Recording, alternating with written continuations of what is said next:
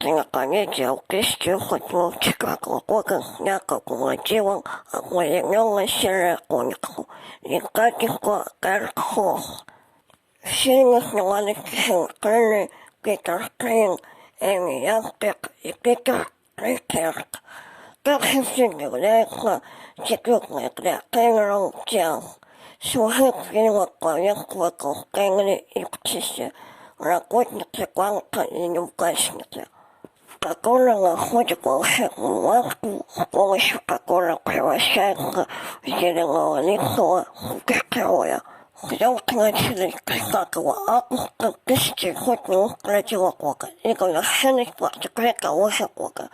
Фильм принадлежит Warner Bros. И был выпущен в прокат 29 июля 1994 года. Компания Melvin Cinema получил положительные отзывы критиков и стал коммерчески успешным. Собрал $351,6 миллионов при бюджете в $23 миллиона. Съемки проходили в Лос-Анджелесе. Герой Джима Керри находит совершенно случайно готическую кривую маску, которая превращает его из скромного неудачника в смелого и отчаянного парня. Он не боится ничего и никого. Поскольку невероятные вещи его превращают даже в мультяшек.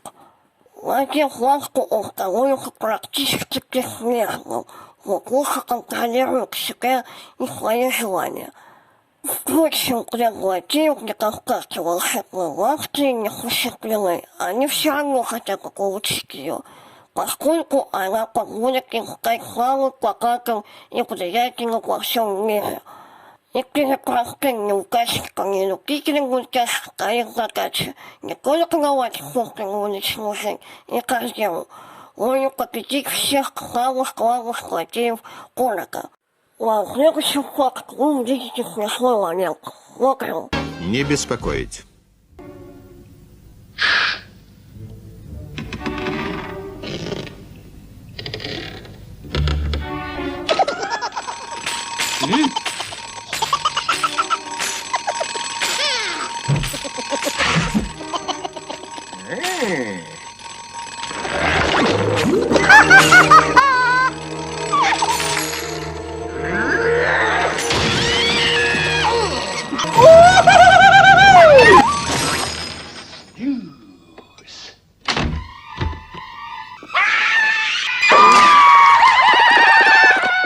Не простая, как рекомендую зрителю также показывают трехмерную баланку с проектированными фототекстурами актеров в образе.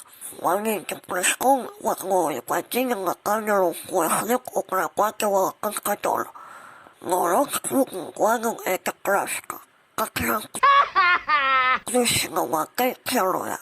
Для ее визуализации Джима фотографировали в анфас и в профиль.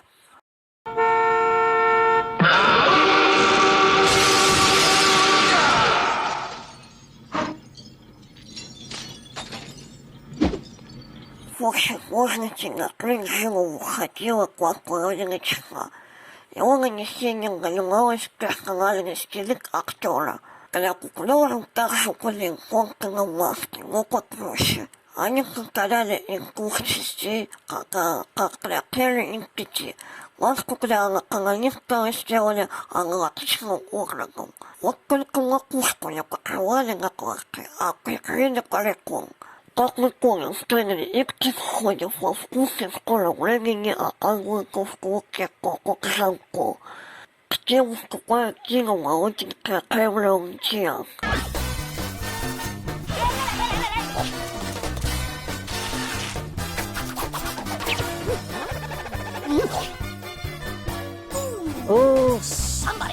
Пусть кто-нибудь остановит. Может, мультяшки становятся из сердца. Это компьютерная анимация.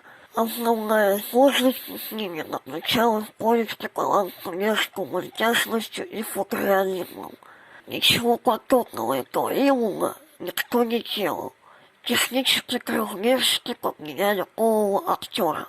Компьютерную модель, после чего уже ее трансформировали в рабочую, очень сложный эффект, как летучие, накручивающие на камень, которые, как говорили, и анимировали в компьютере.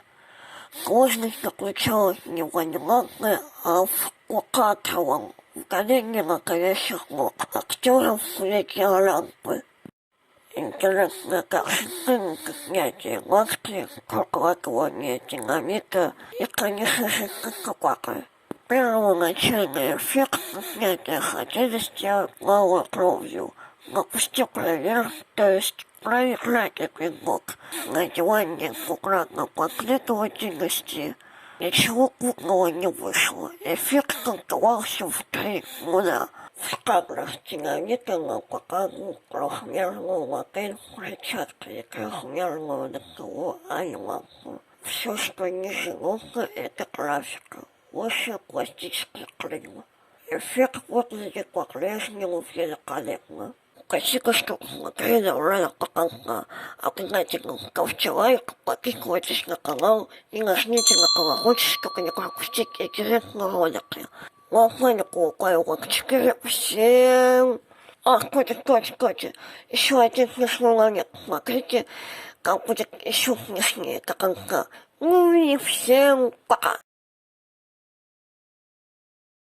А это моя самая любимая уточка. А это не мое. Я его впервые вижу.